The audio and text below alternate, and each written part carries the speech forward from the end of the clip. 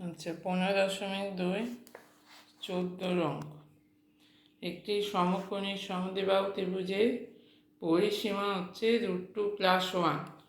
তাহলে ত্রিভুজটির অতিভুজের দৈর্ঘ্য এবং ক্ষেত্রফল কত হবে?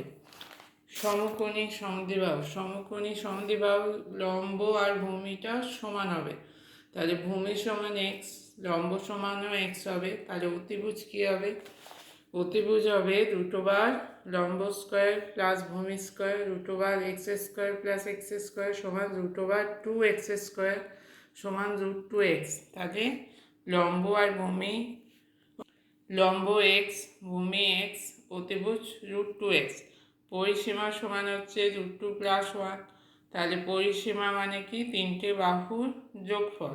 তাহলে লম্ব x, ভূমি x, x plus x plus √2x সমান √2+1। এক্স আর এক্স যোগ করলে হবে 2x প্লাস √2x সমান √2+1। এখান থেকে √2x কমন নিলে হবে ব্র্যাকেটে √2+1।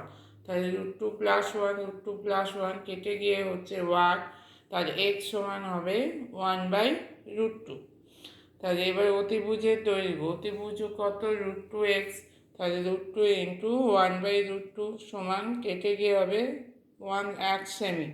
তাহলে ক্ষেত্রফল কী হবে? সমকোণী ত্রিভুজে হাফ ইন্টু ভূমি ইন্টু লম্ব, হাফ ইন্টু ভূমি হচ্ছে এক্স 1/√2 ইন্টু 1/√2। তাহলে হাফ ইন্টু 1/√2 আর 1/√2 গুণ করলে হয়ে যাবে হাফ সমান হচ্ছে 1/4 বর্গ সেমি। 4 দিয়ে 1কে ভাগ করলে হবে 0.25 বর্গ সেমি।